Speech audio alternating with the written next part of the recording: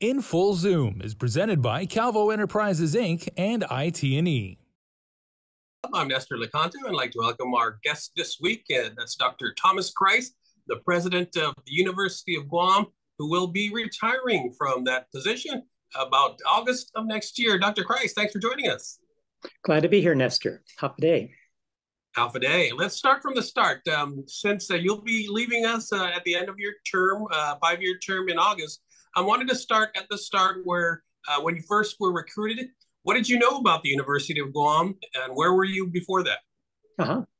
Well, I was in Tacoma, Washington, at the Pacific Lutheran University in Tacoma, and I grew up in St. Thomas in the Virgin Islands, and so I've always paid attention to Guam as a fellow territory, and so much in common between the two. And I pay attention to the University of the Virgin Islands, and have paid attention to the University of Guam over the years. So that would be my prime connection. Of course, Tacoma has a lot of people from Guam and the whole region in that area, so there's a lot of ties, cultural ties between the Pacific Northwest and Guam. So those would be the main kinds of ways of paying attention.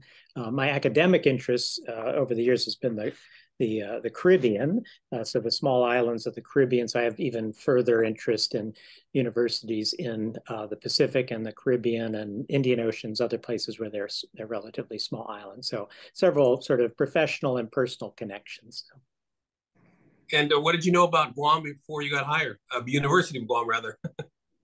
So I knew it had really come up a lot. It was very noticeable what had really been happening, I'd say, since the turn of the millennium.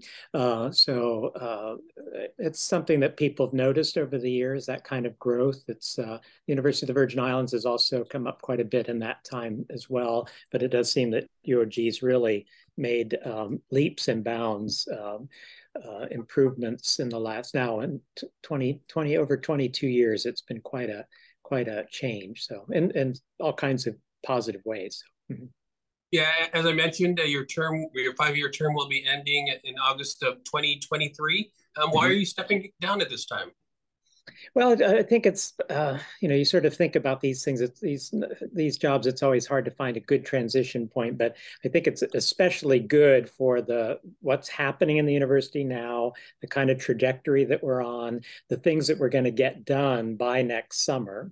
And so most of the hard work for our accreditation process is happening in this academic year. We'll submit that big report, 59 people on that committee in the university. I think it's our largest committee ever. Will produce this big report. We'll send that to WASC. And then the following year, the visitations, one is by Zoom in the fall, and then there's an in-person visit by a team in the spring of 24. Those, for the campus community, we've already done all the work, and it's mostly just answering the questions of the visitors. So that year is a particularly good year, I think, for a new president to start.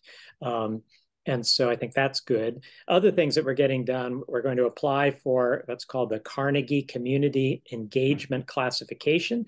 That report is due at the end of about May of next year. That'll be done. We also have to redo our 5-year contract with our faculty union. So we have that. Will also be done then. And then we will have started these 4 big capital projects that we have: the Student Center, School of Engineering, the Weary Building, and the nursing facility. So those will all be on their way at that time. And I think that's a particularly good time for someone to start. And then on top of all that, our current 5-year strategic plan will reach until 24, and it would be a really good time for a new president to come in on the last sort of wave of that, and then have time to think about the next plan, which I assume they'll probably want to take it to 2030. So it's just a really good plan that way. If I extended a year or two, then you have the problem of a gap in the strategic plans. It's generally not great for new presidents to have to come in on a brand new strategic plan. Usually you want the new president engaged with that plan. You just get more buy-in if the president's part of that process. So we could, and we talked about doing, various kinds of extension, but I just think it would be better and just sort of keep the momentum going if we do it in this period. So I just think it's good on several levels for the university. And so I think those are the main reasons. Yeah. Yeah, the timing seems to be right. When you first came on board about 4.5 years ago, what were your big goals at that time? Mm-hmm.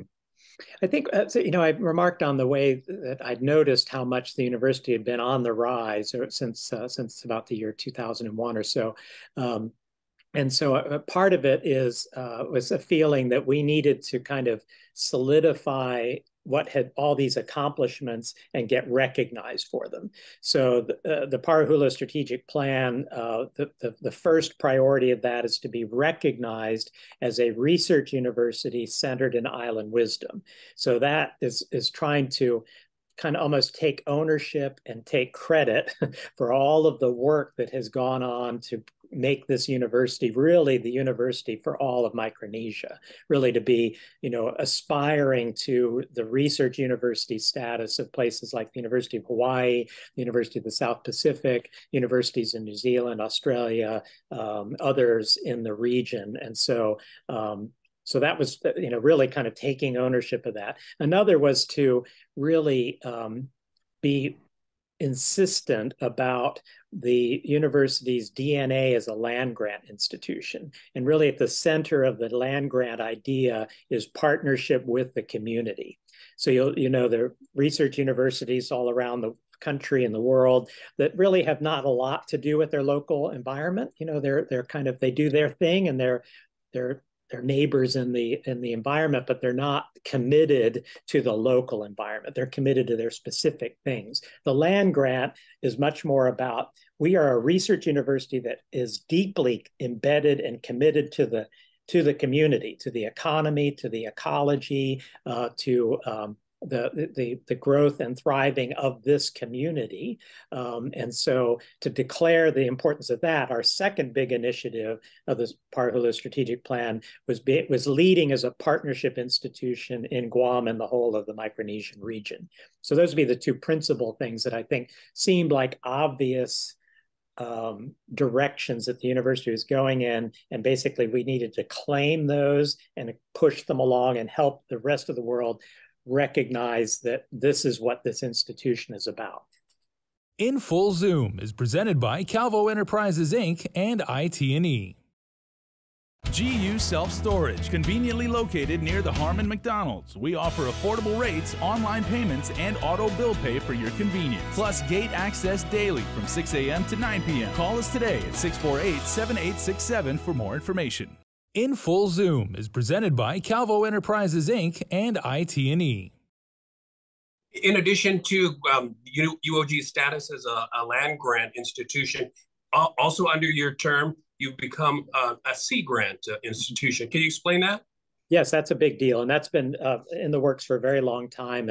And great credit to Robert Underwood for helping to make that get started, and then Austin Shelton, the director of the Center for Island Sustainability and the director of Sea Grant, for really carrying the ball across the goal line. So the Sea Grant, of course, is a natural for us given our environment, and so it's a bit different from the land grant in the way that it structures the funding and that sort of thing. But it certainly recognizes our interests and our expertise and our concern for our island environment. And of course, the ocean environment around it. So that's a big achievement. We started off a number of years ago as like a sub-program of the University of Hawaii, and then they actually helped us build it up. And there are all these hoops you have to jump through over the years to finally reach full institutional status. So now we're one of 34 states and territories that are full Sea Grant institutions. So we have land grant and Sea Grant now, and that really it's one of the best ways to demonstrate that sense of being a research university centered in island wisdom, and then also leading as a partnership institution. So I think you've seen already the way the Sea Grant is terrifically well plugged into our community. So. Absolutely. You mentioned earlier that one of your visions for the University of Guam was to actually be, the university for the entire of Micronesia. How, give us some examples of how you've been able to kind of grow that. Mhm. Yeah, so I'd like to point out that the University of Guam is the only American public university that is charged by its sponsoring government to serve people beyond the jurisdiction of that government. So we were created by the government of Guam, but in our original charter, we were tasked with taking care of and serving the whole of Micronesia. So we have deep, long-standing connections with the Commonwealth of the Northern Marianas, the Republic of Palau, the Federated States of Micronesia, the Republic of the Marshall Islands. So those relationships are very, very strong and important to us. And so some recent things that we've done to sort of build on that are a 3+1 program in criminal justice at Northern Marianas College. And a 3+1 allows students in Saipan to finish a degree, a bachelor's degree from the University of Guam without having to leave Saipan. So we either do an online course or we do NMC faculty become adjunct UOG faculty and they're teaching the courses there. So that's been very successful so far. We have a new program with the Palau Community College, similar 3+1 in special education. We have a 2+2 program with Guam Community College in computer science. So this means that students who are enrolled at GCC and UOG are really blending their labs and their resources and their coursework between the two. And then when they finish, they get degrees from both GCC and UOG. So we have a number of those kinds of programs. We have a lot of specific research and service kinds of activities that we do through CEDARS, through our School of Health and our nursing programs with the geriatrics and so on. So we have a lot of service programs. We have a lot of work being done in cancer research with our Cancer Research Center and our and continuing significant research grants from the National Institutes of Health in cancer issues. We have new partnerships and arrangements with the College of the Marshall Islands, and we're working on some with nursing and for also in our business program. Our Small Business Development Center is also well connected in the region, even connected to American Samoa Community College, which we have also a relationship with as part of our Pacific Post-Secondary Educational Council. We have a number of other partnerships in the region. And the way I like to think of our university and the colleges in the region is something like a decentralized system. So we all know about US states with multiple public universities, and they'll have a system like the Cal State system and a bunch of different campuses. And so in our case, it's sort of like that without the central office. So we're all kind of even partners, and we help each other out in terms of our expertise and our capacity. And so one of the great things about my time at UOG has been the relationships that I've had with the presidents of the other colleges in the region. And so we've been meeting multiple times a year in person since, well, before the pandemic. During the pandemic, we started meeting every other week. So for every other week, we were all on Zoom together, comparing notes. It's really been, I say it's been as good for our mental health as anything else, but it's been so good to compare notes every couple of weeks, see what people are doing in every possible way, not just the pandemic, good ideas for making things work out, solving problems and so on. So that's been really terrific. So I think the potential for our regional linkages is very strong now. And we've got this, the fiber optic cables now throughout the region. All the principal islands of our region are now connected by very high speed digital cables, and we haven't even tapped a tiny little percentage of the capacity of that. So I think there's a lot of potential for business. I think there's a lot of business potential in the digital realm that we haven't even imagined yet. And so being so well connected with our regional colleges opens up a lot of potential for all of us, I think. In Full Zoom is presented by Calvo Enterprises, Inc. and IT&E. GU Self-Storage, conveniently located near the Harmon McDonald's. We offer affordable rates, online payments, and auto bill pay for your convenience. Plus gate access daily from 6 a.m. to 9 p.m. Call us today at 648-7867 for more information. In Full Zoom is presented by Calvo Enterprises, Inc. and IT&E. Absolutely. Let's talk a little bit about the physical plant up at UOG. I know that there's plans for the College of Engineering or the School of Engineering and the nursing. Talk about expanding the physical plant at Manilo campus. Yeah, so the last significant capital building project that we had at UOG was the building I'm in, which is the School of Business and Public Administration. So the Jesus and Eugenia Leon Guerrero building. So that was completed in 2006. So the things that we've gotten done in the last few years include we built a second-story laboratory space on the Science Hall. We bought the last private house inside Dean Circle and converted that to the EPSCoR house. We have built the Guam Cultural Repository, so that's under the Department of Chamorro Affairs, but the University of Guam's kind of like the contractor for managing it, and we decided, all of us, to put it on the campus so we would have this tight connection to educational programs to the facility. So that's a $12 million 15,000 square foot facility. So we've got all those, and then we just did the ribbon cutting on the Guam Cultural Repository.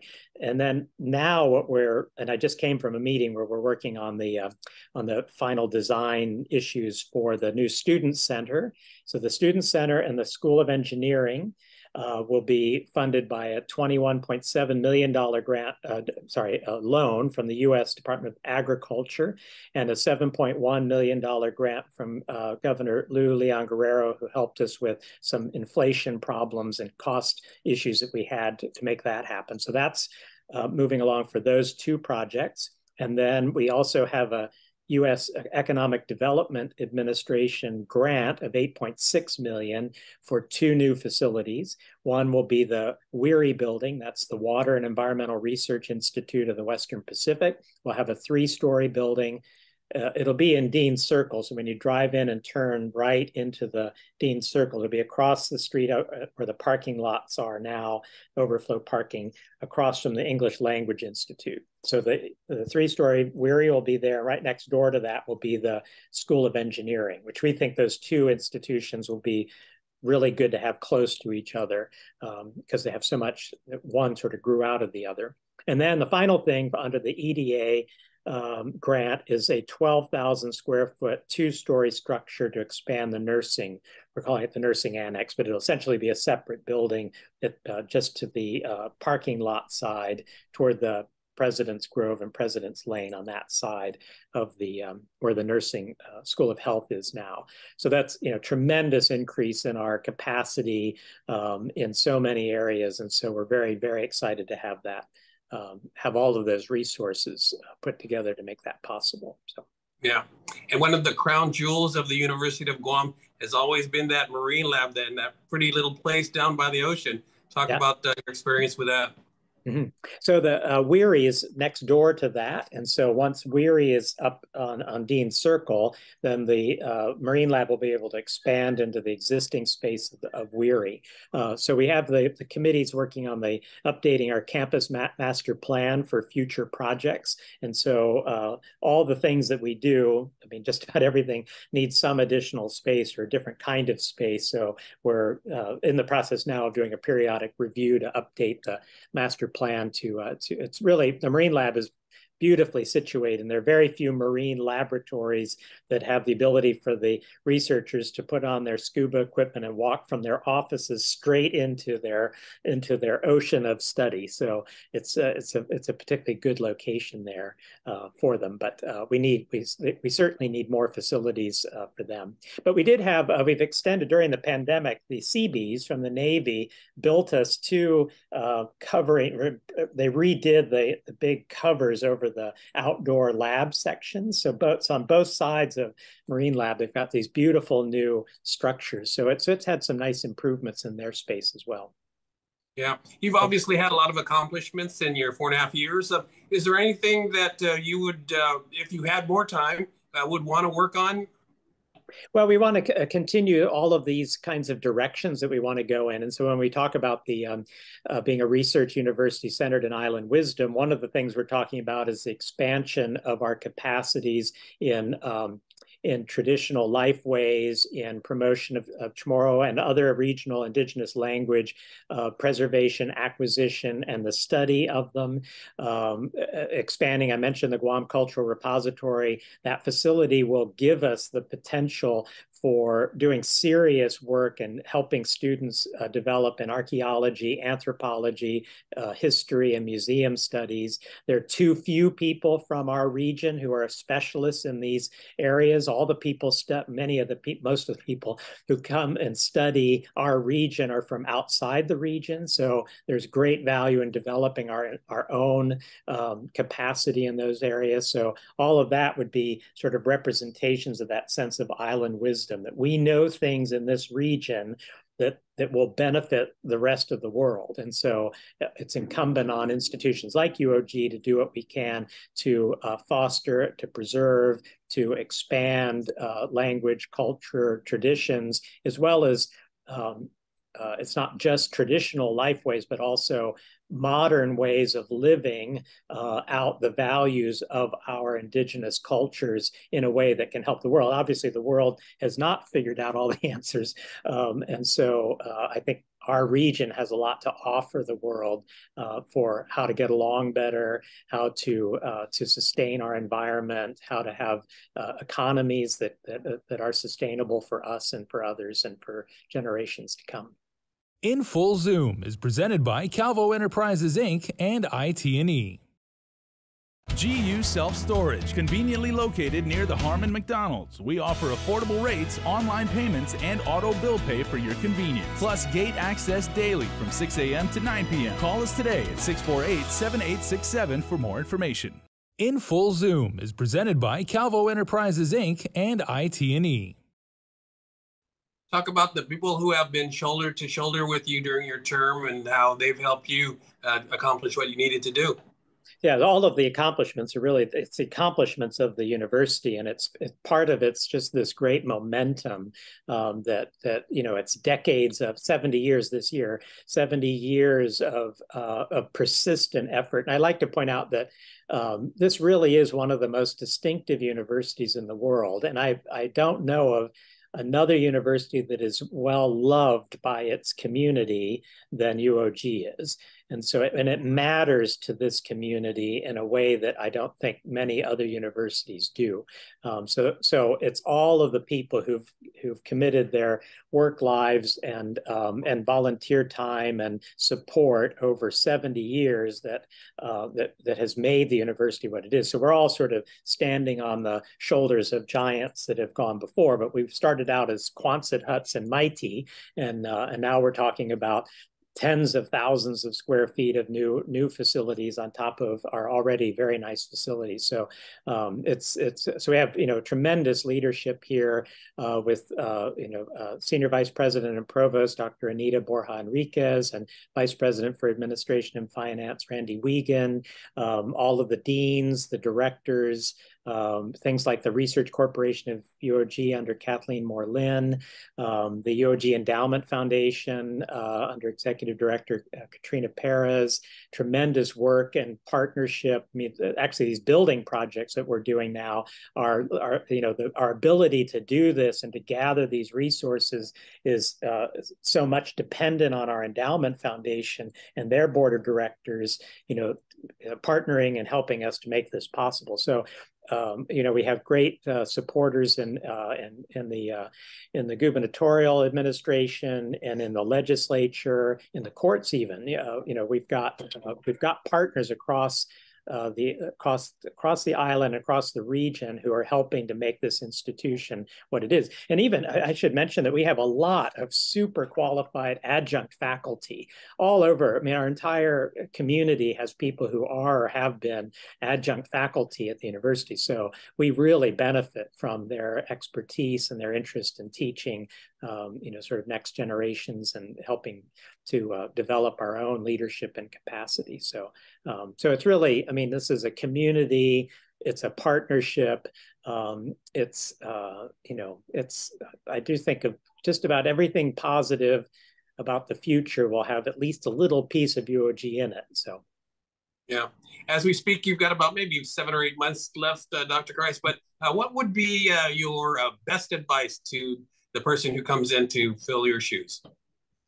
I think to appreciate the team, really, to appreciate the team and the history of the institution and the kind of the direction. So, sort of meditate about that, listen to the institution, and kind of help it along. It's more like I think leadership roles are more like relay races, right? So you run around and then you want to pass the baton on, and you want the successors and the successors and the successors to keep the baton going, keep going on the path. So I think that's probably the main thing, is to recognize what the institution has achieved and then do everything you can to foster the kind of innovation and creativity and leadership that we have.